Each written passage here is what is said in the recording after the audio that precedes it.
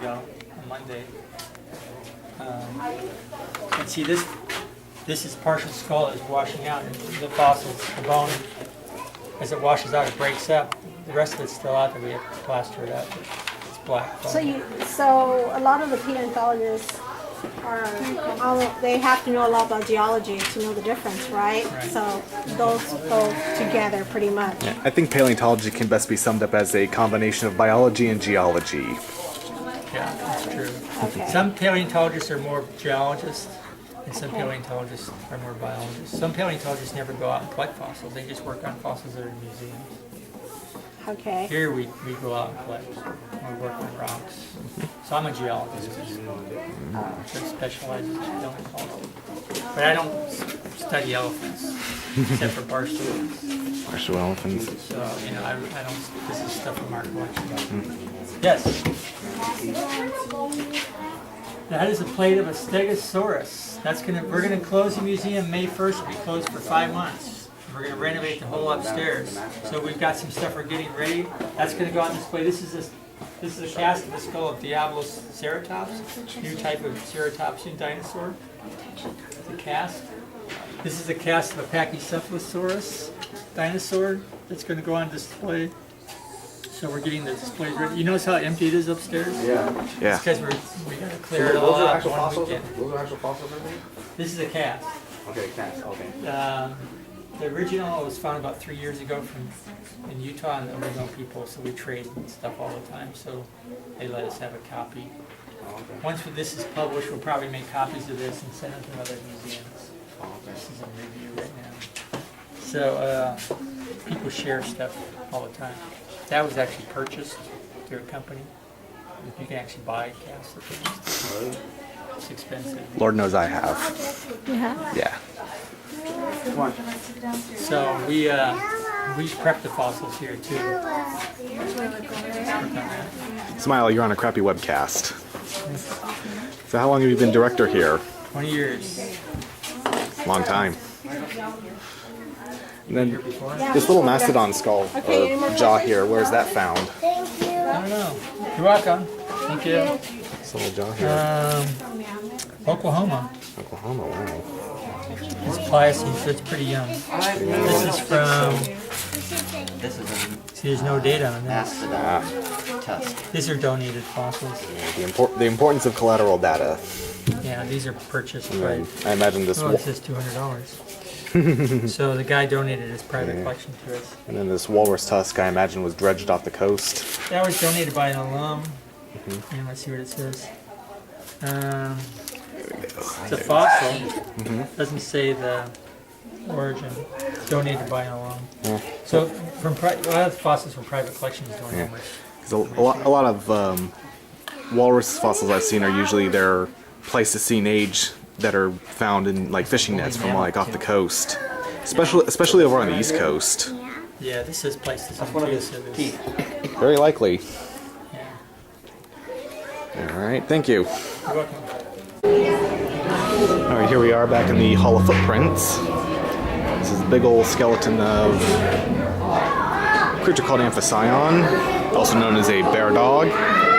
This guy was, no pun intended, but top dog of Barstow, Southern California, in fact, mostly Western North America, about 15 million years ago. It's got this huge, powerful skull, big fangs to make Red Riding Hood's wolf look like another pansy. Powerfully built, probably wasn't too fast. This animal is what we call plantigrade, meaning he walks on the flat of his feet. However, the skeleton itself isn't the focus of the display here. Down here is the true prize. The only bear dog trackway known from North America. The museum found this back in, I believe, the 60s, along with Ray Alf was leading a crew out to Barstow, look for fossils, and they came across this trackway. Extremely rare. And as you can see, him just walking, this was some bear dog, walking through the mud 14, 15 million years ago. And here you can see how the tracks are formed. that back one, those sort of lines in the ground, that's the rear foot, and focus, you stupid camera. And then that there, those 3 prints is the forefoot. Basically this animal was pushing off with its hind feet. And like I said, because it's plantigrade, he's really leaving those deep gouges in the mud. Now undoubtedly the most common footprints you think of are dinosaurs, but as you can see here, I mean, they found footprints from all kinds of animals, and let's take a look at a few of those. Yeah, here we have the classic dinosaur footprints, and we found all over the place. Like these here are from Connecticut. We got a bunch here from Utah. You can see like this one here. Now you see there's many different kinds of footprints. You have the traditional imprint, the actual footprint, and then you can often have a mold of the footprint. And it's when you find them as more kind of raised, like right here. These are kind of molds. This isn't the footprint proper. This is instead the sediment that filled into it, kind of making this perfect sort of negative copy, I guess you can call it. And as you can see, they range from little 2-legged meat eaters all the way up to something probably like the size of an Allosaurus or something. And like I said, it's not just dinosaurs that left fossil footprints. Like here we have the footprints of a giant camel. And here's like a really big one. You can kind of see how big that is. I mean, we're talking about like the size of a giraffe. And then here is one of my favorite specimens in the museum, and probably one of my all-time favorite fossil footprints. These are trackways from Barstow of a camel, but look at it, the unique. This camel slipped in the mud, and against all odds, it was preserved for all time. Well, at least preserved for all time when the Alf Museum found it, so that it wouldn't erode away. And another batch of unique footprints that the museum holds are these.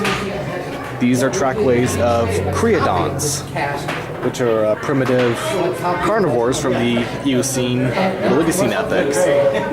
These particular tracks come from near Braggs, Wyoming. They're about 60 million years old. And it's a decent-sized track. I'd say this animal is maybe the size of a fox or a small coyote. Give you a better view there. Our students here, we go. All right. And even small animals can leave footprints.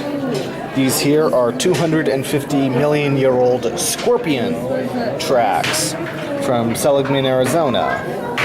How do we know they're from a scorpion? Well, Alf solved that conundrum by taking various little animals, insects, spiders, scorpions, and he put ink on their feet and then had them walk across a white piece of paper. And the scorpion's ink prints on the paper were the best match for these little trackways. And using a similar method, Ray Alf identified these as spider tracks from Seligman, Arizona, 250 million years old. Not only did they get the actual footprints, but they got the they kind of got the molds as well. Awesome stuff. Here's another of my favorite trackways and footprint specimens. This is a mastodon trackway, once again from Barstow. You see there's one footprint, there's another, and then there's a fourth back there. And there's Barstow, as it may have looked 15 million years ago, with a herd of what are called gomphotheres, 4-tusked mastodons. So here's another view. There's track 1, 2, 3, and 4. And I think these elephant tracks illustrate wonderfully how a paleontologist has to keep a sharp eye. People, just walking by, passerbys, would have mistaken these probably just as holes in the ground.